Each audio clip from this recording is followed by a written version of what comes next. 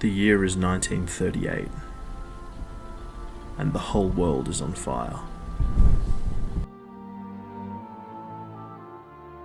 After the 1925 revolution, they knew peace with honor would not last for too much longer. The German Empire stands as the most powerful nation on earth, with its client kingdoms in the east and colonies all around the world, yet this power ebbs away every single day. After the Black Monday crisis, the poor treatment of the German workers in the Rhine region, the Commune of France and the Union of Britain stand strong as France demands its ultimatum. The refusal of Germany to return the stolen Alsace-Lorraine territories resulted in the Great Invasion across the border, and while our best troops fight in Flanders, Wallonia and the German lands, we must turn our attention elsewhere. The Second Weltkrieg has truly begun. In a highly unexpected move, the Republican Navy sails south, the intent to land a joint task force to liberate Deutsche Mittelafrika, ensuring that no African troops can support the mainland and that the Kaiser can't flee south to his subjects. The battle cruisers, led by RNS Owen, completely pummel the cruisers of the West African Geschwader. However, as the landing sites are bombarded, it appears that things will not be so easy on the ground.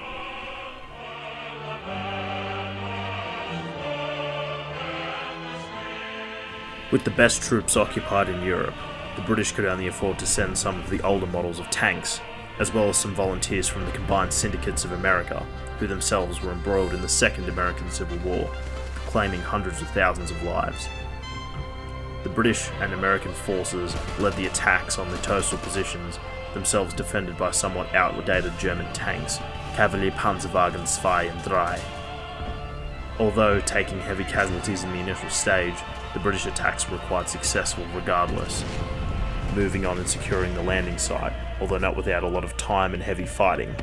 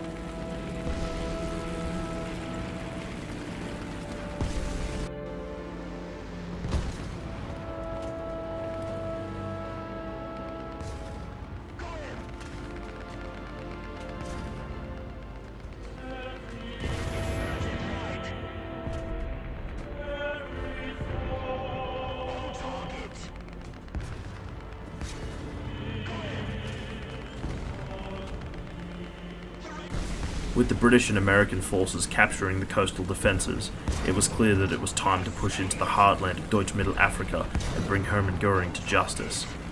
Him and his colonial administration had been ruling over the Africans for many, many years, and it was time for them to liberate the workers of Africa and join the great cause.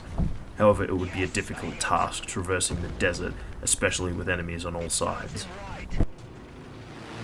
But now some news from another front.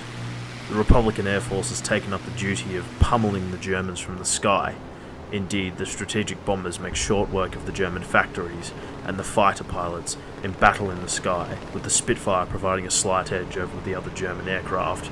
Indeed, Black Monday hit the German Luftwaffe the worst, with most of the best pilots going to Deutsche Mittelafrika, where they will be treated well by the former Luftwaffe ace Hermann Göring.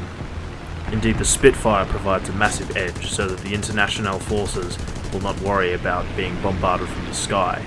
Most of the German close air support aircraft have been shot down before they can even react. The lucky few that get through do not make it home afterwards. Indeed, many pilots are mutinying against their commanders as we speak, questioning the purpose of even going into the sky at all. The skies are red today.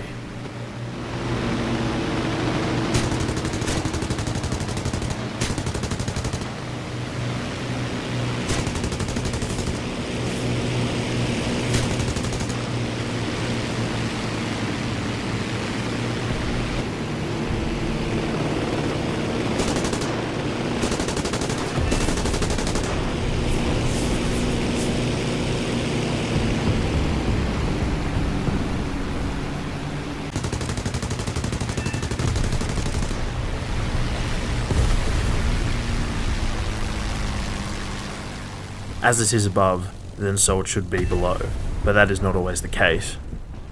The International are pushing hard near Switzerland. However, due to the heavy attrition here, a lot of the older models have been brought up. Still, the here are holding on very well, and the International having to push hard, making gains on every ground. Still, despite the mountainous terrain, superior gunnery of the Revolutionary Army's tanks are allowing us to hold very well. Soon the British and French shall interlock and push forward with greater resolve than normal.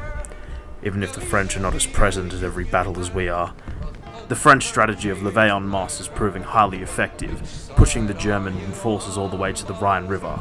But the British High Command fear the worst, for they are massing army units near Belgium and Switzerland.